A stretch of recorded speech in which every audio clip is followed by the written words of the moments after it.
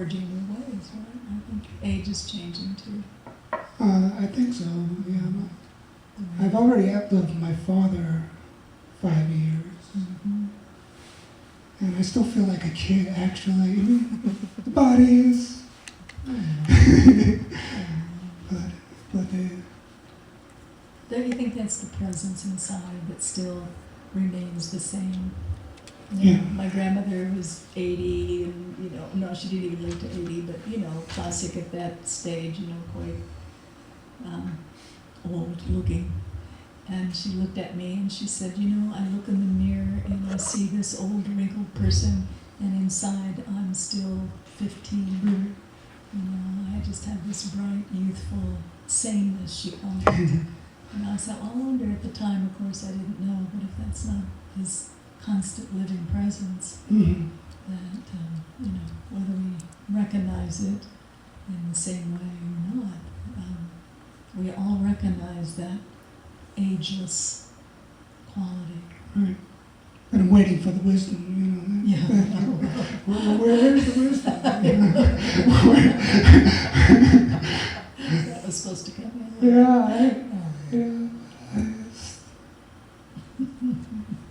So what's your question? So many. But I'd rather just stay present.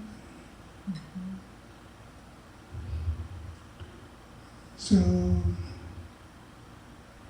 and right now the energy is flowing. Mm-hmm. And if I can quiet my mind, which is, always a tricky bit. I'll just let it. That's what I'm. Let the reins go. Yeah, let it go. Watch The it. attention is somewhere else, right? The true attention. Yeah, I mean, it gets caught in there. It's kind of like a washing machine. It gets caught in the washing machine, and all of a sudden I'm out of it and see That's a good it description. going, it's spinning around. Mm-hmm. Okay, Then you're spun out. You're like, Right. here I am. all that crap I've been thinking. The last 10 minutes or so. Throw that all away. That was. Here I am. Yeah, right. Here I am. Yeah. That's really about it. So that happens a lot. Mm-hmm. Gets spun up and Yeah. drop out. And, That's what minds do. yeah. I'm kind of tired of it. Well, that's a good sign, because it means that you're not believing the mind so much anymore. Yeah. Right, and that hangs on. Or at least when I get out of it. When I'm spinning around, there's belief, and when I kind of come out of it, which does happen. I mean, that's the good thing, that it doesn't happen for too long. Yeah, that's the good thing. Because if you really think about the history, then we were totally caught into that identity. Mm-hmm. Yeah. And now it doesn't happen very often. Right. We have to give ourselves a little compassion. Mm-hmm. What we're A asking. lot of compassion. A lot of A lot of compassion. compassion. More. Absolutely.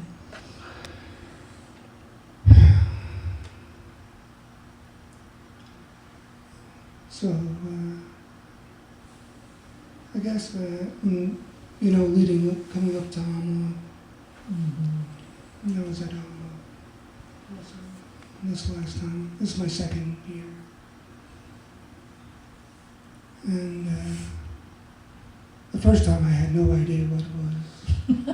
I mean, just not a clue. I mean, I went to the, Alma a Land. friend invited me to Amma, okay, that's cool, a lot of bhakti stuff, Hare Krishna, A little bit groovy. yeah, I'm into that stuff. And there, Entered the fire. I mean, the resistance was huge. I mean, I recognized it as resistance, which means I wasn't totally asleep. If I let it, I would have run from it yelling and screaming. But I stayed with it, and I took darshan, even got myself a mantra.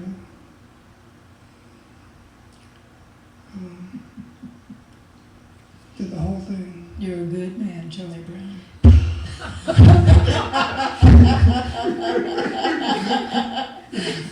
You're giving it your best. So coming up to this year, I mean, there was a part of me that just did not want to subject myself to that again. But there was a part of me that was very clear about that I had to This fierce love. go in there. Yeah, that was the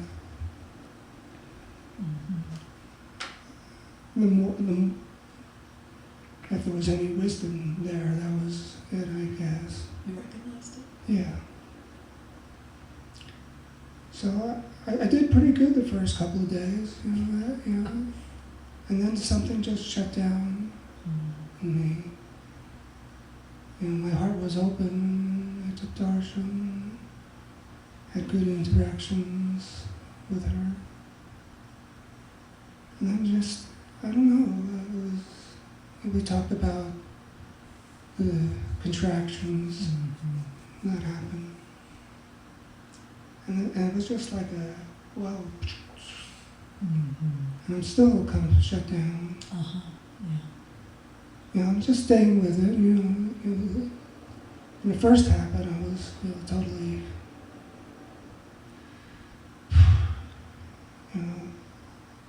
first of all, I didn't understand why. And I was just trying to stay open through all the music and pandemonium that surrounds that whole thing. Pandemonium, isn't it? And stay open to it and keep it, but let it still enter me. But the heart was like shut down. Do you have a sense of what happened? It's important to kind of have a feeling about it. I don't know. There's these contractions that happen, and they seem to come out of nowhere. They seem to happen. They do seem to come at the time I'm the most open, the most vulnerable. Right. That's why, my friend, it's important to understand what the functioning is. Because this fierce love that pours from her and all that happens around her, this fierce, unfathomable, unbelievable quality of love, it will bring up what has not fully opened to it. So if that is protection by the closing. It's protection. That's the only thing I can. Absolutely. Right. It's protection. I mean, everything is protection. So it brought up that to where it could really be seen, really be recognized, really experienced consciously. But what happens is, in most cases, or quite often, it's so painful.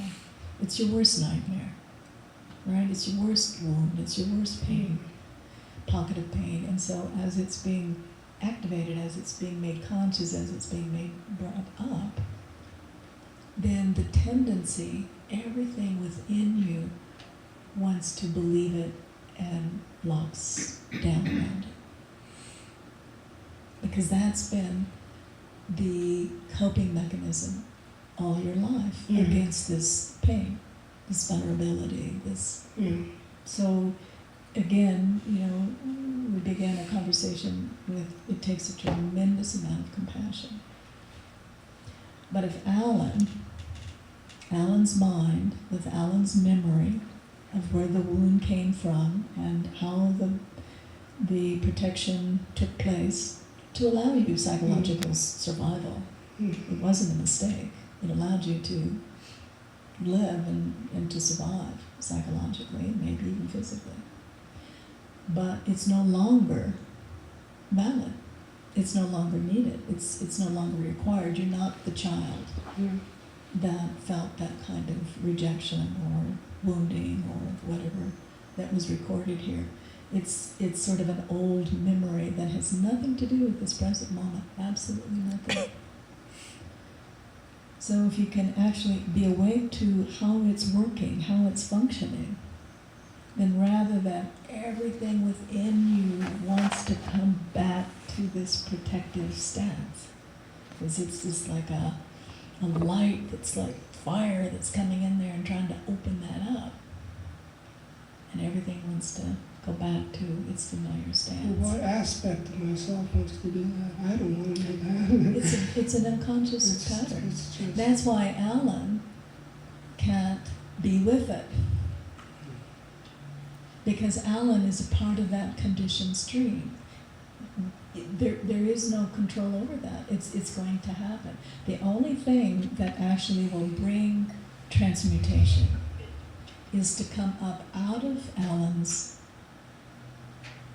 identity. And I know you know that, and I know you can do that. And then from that, which is vast and open and compassionate and the fount of wisdom itself, and pour it into the area that's in this life and death contraction. That is how it functions. okay, so I see it, and I'm experiencing it. And Good. it's happening within a Good. larger space. Good. And That's the only way it can transmute. It's the only just way. stay with it. That's just Stay with it, but do not stay with it with Alan's mind. It will not work. Well, you and every other personality, you know, we just hit it and hit it and hit it and try it and bless our hearts. We're giving everything that we have, especially if we are sincere spiritual students, and it does not work. It will never work. The mind can become wiser and help rearrange the furniture, and that can be beneficial, but from what you're talking about, it will not work. It has to be out of the me, this open, spacious, compassionate view, and it's turned towards that's wanting to come back to its home ground and lay down, dissolve, over, done, no more. That's what's happening, my friend.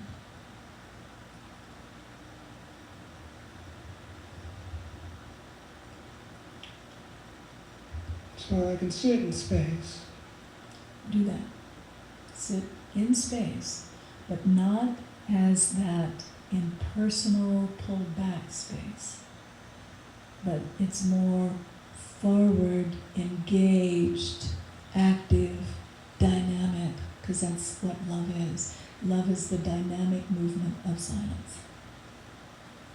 So I know you know that impersonal, but I'm encouraging experiment, and it becomes more engaged, more awake, more curious, more dynamic.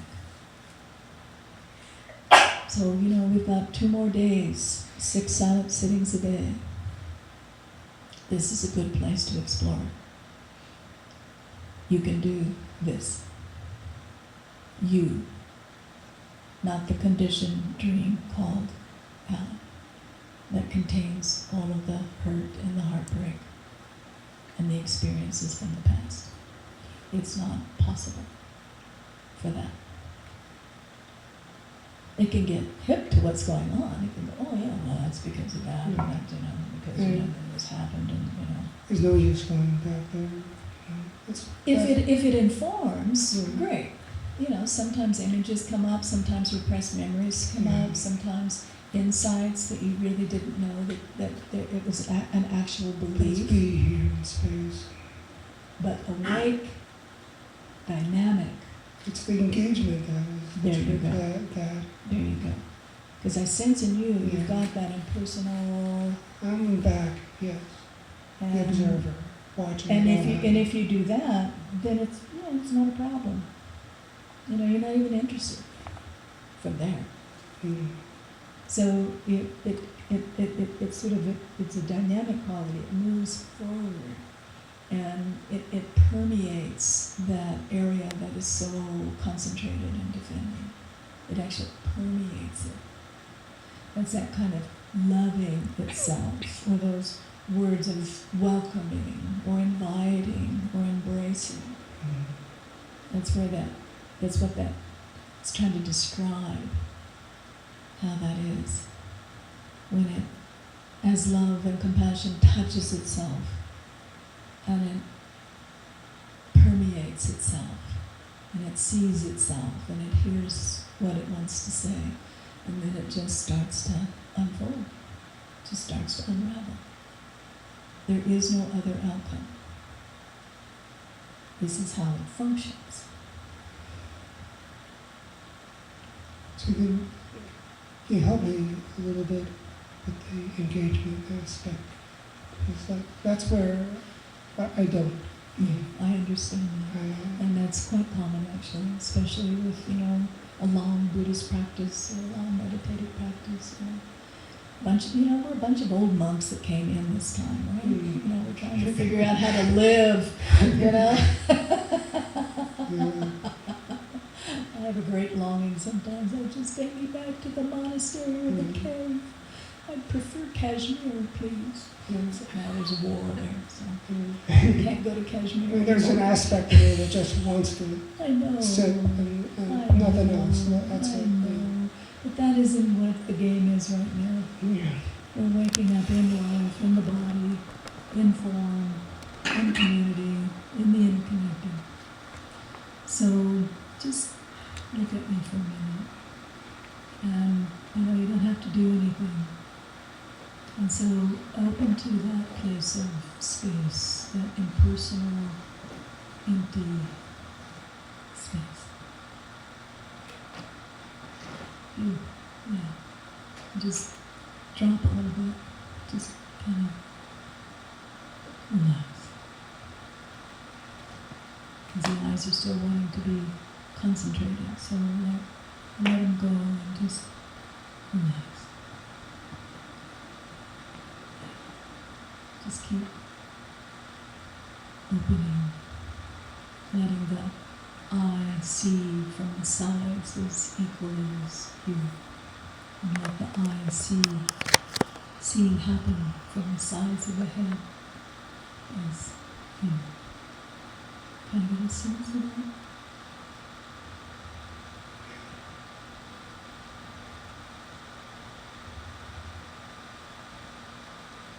Yeah. There it is.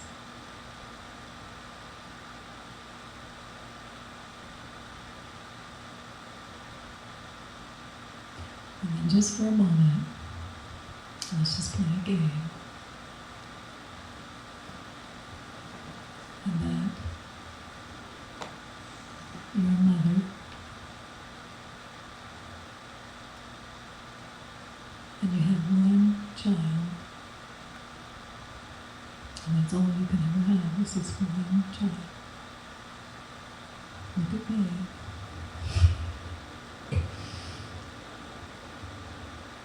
It's not me. We're just seeing each other in reality. And this mother has no arms. We like it, it's an old Buddhist story. And there's a raging river. And the river is full. Since the whole melt is coming off the mountains, and so it's a raging, rolling river. And your child has fallen into the river. And there is no way that you could go in and grab your child. You're the only child that you'll ever have because you have no arms. And so the only thing that you have to give is your love and compassion. And so you send that out through every pore of your being to save that child. This is your only hope, is your love.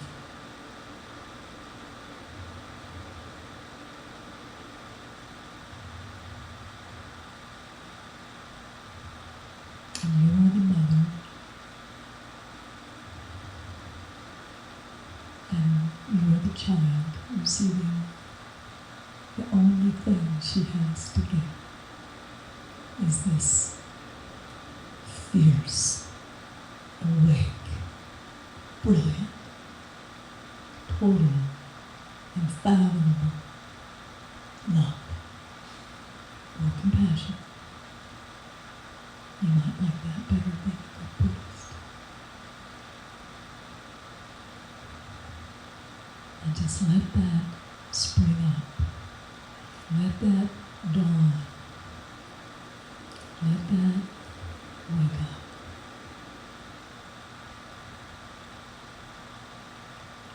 That's who you are.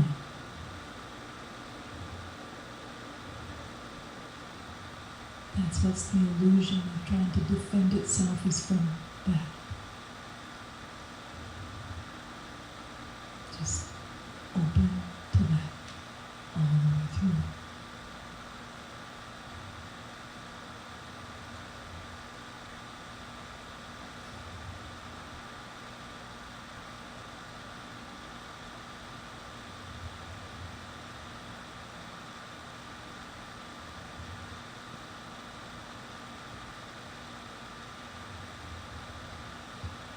You are the mother, and you are the child. Both.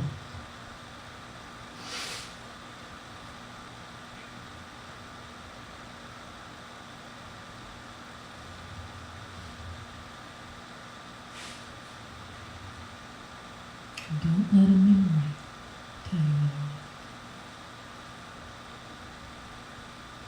I love you.